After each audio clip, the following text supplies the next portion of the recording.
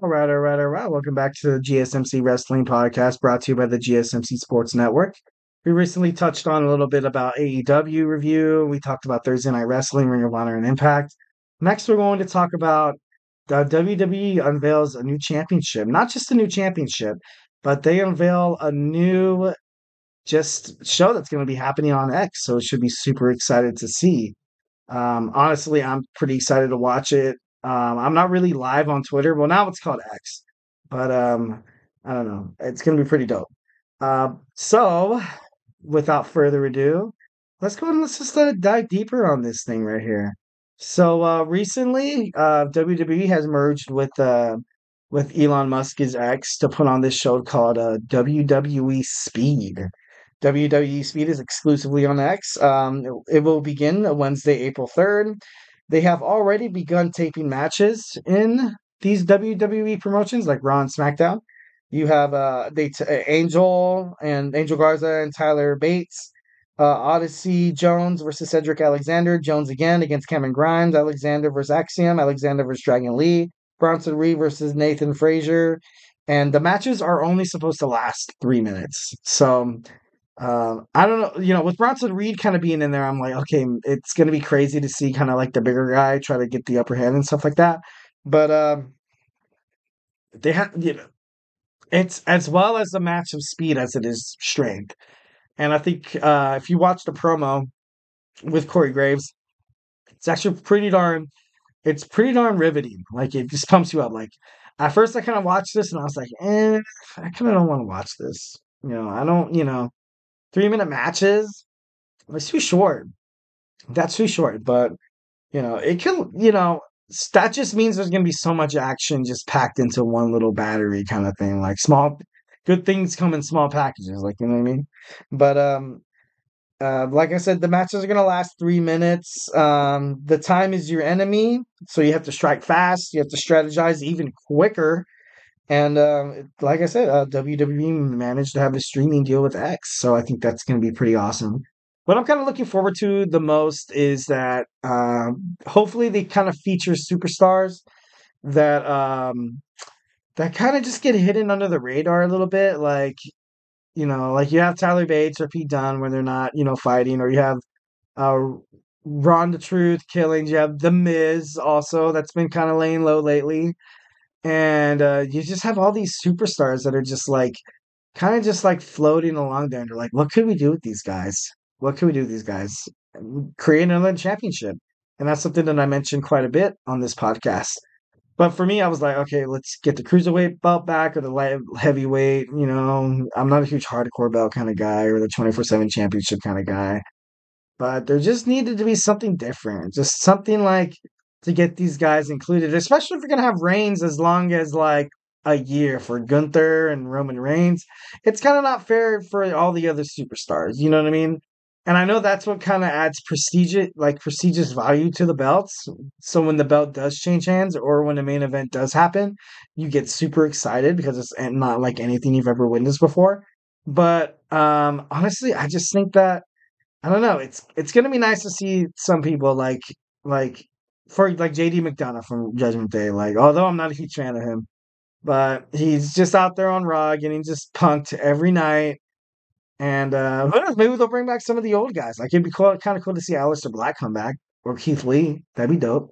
Or John Moxley, but I don't know if they're gonna have John Moxley come out. But anyways, like I said, it's gonna be streaming on X. Honestly, who I think should win, and I know I'm probably on the same page as somebody listening, is I think Ricochet should win. I think Ricochet has been kind of dabbled along Monday Night Raw and SmackDown as long as he's like a walking highlight reel. You cannot like whenever this guy has a match, you cannot take your eyes off him because you're afraid of missing something extraordinary and something you've never seen before. Unlike anything because he's a high flyer. He's very athletic. He's very like charismatic. Like Ricochet, he's too small for the Intercontinental Championship. He's too small for the United States. But for speed, that's what this belt is made for. Like you have 3 minutes. If you can't beat the guy in 3 minutes, that's a good question. I wonder if you can't beat the guy in 3 minutes. Does that necessarily mean you're going to lose the championship or win? I wonder, tie probably goes to the winner, or the champion when we have a champion. But before then, it probably just like you lose your chance and stuff like that. So, who knows? It should be interesting to see. All right. So I'm pretty super excited about that. I think y'all should be pretty excited of that as well. What I kind of want to do is introduce a new segment, that we're gonna have on Thursdays. Let's just get it popping here. So we're going to have a buy, sell, and hold. So basically, what this is going to be is you know, I'm a WWE chairman from creative, and I'm going to be. It's a WWE rumors edition, well, wrestling rumors edition. So what I'm basically going to say is, with these storylines, if I'm going to buy it, which means I like it, or if I'm going to sell it, like as if it's like, no, that's terrible, that's garbage, that's basura, or I'm going to hold on it. Meaning that I don't like it, I don't love it, you know what I mean? Like, I don't hate it, but I don't know, keep the, thing kind of flowing on there, kind of like floating around there. So let's go ahead and get this thing started. Hold.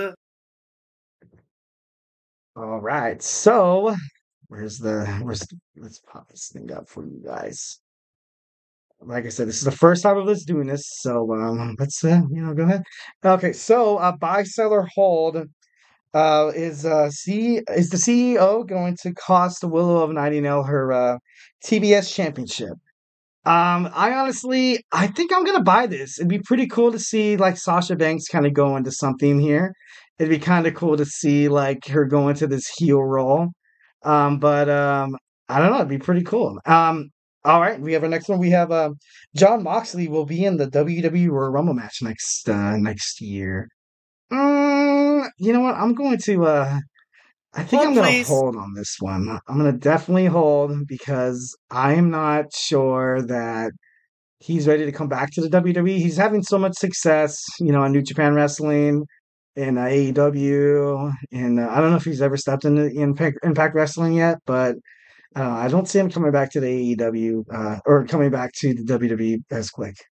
All right. So The Rock is more likely to turn on Roman Reigns than Seth is to turn on Cody.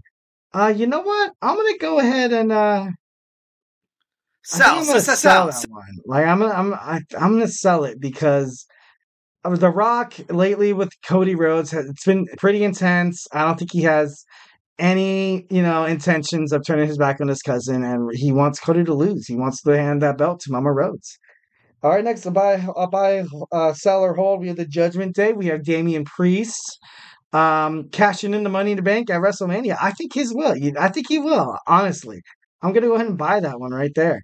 I think that he's probably going to win, and he's probably going to cash it in night one, the tag team match, and night two you're gonna have a triple threat match between Priest, Rollins, and Drew McIntyre. That would be pretty cool, to be honest. That's what I would like to see.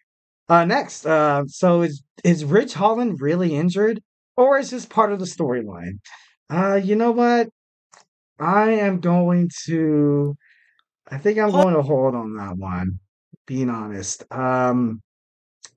he had so much emotion, and I think it's real. I definitely think his emotions were real. Like I said, it kind of reminded me of that Shawn Michaels "I Lost My Smile" kind of thing. But it'd be kind of interesting to see what they do with this kind of promo. Next, we have Becky Lynch will move on from WWE once her contract is up. Honestly, I'm going to sell this idea because I don't think that she's going to leave WWE. She has so much momentum. She's kind of like an icon for the WWE wrestlers. And her contract is up, I think, in like a couple of months, and she's willing to negotiate. But they better do all they can to produce like a monumental contract, kind of like Mercedes Moné did in AEW. So be interesting to see how much money they sign her for. All right, next topic we have Bo Dallas will return as Uncle Howdy, kind of prolong his brother's legacy. You know what? As much as I would like to see it, I'm gonna go ahead and say sell. I don't think this idea is gonna really float, especially with Bray Wyatt passing away just recently. If he comes back as like kind of like the same way that Bray Wyatt was trying to approach the business, it'd be kind of like, Okay, like it kind of seems like they're trying too hard and they're trying to replace him, so I never want to see that. So next we have CM Punk will fight at WrestleMania. Um, I'm gonna sell. I'm gonna sell. I don't think this idea is worth a damn. Like I said, right now he's probably 75%. If he gets back into the ring, he could very much hurt himself again and go back to 0%. But who knows? Let's see what wrestling that let's see what they want to do. But I don't know. I just don't see it worth a damn to chance CM Punk getting hurt. So yeah, that was my edition of buy, sell, or hold. Hope you liked it. If not, leave into the tips and donations link. It's going to be gsmcnetwork.net. So the next thing we have, we're going to go ahead and talk about Matt Riddle possibly making a comeback to the WWE and kind of things that happened behind the scenes that kind of, nip that idea in the bud, so to speak. So, hey, don't go anywhere.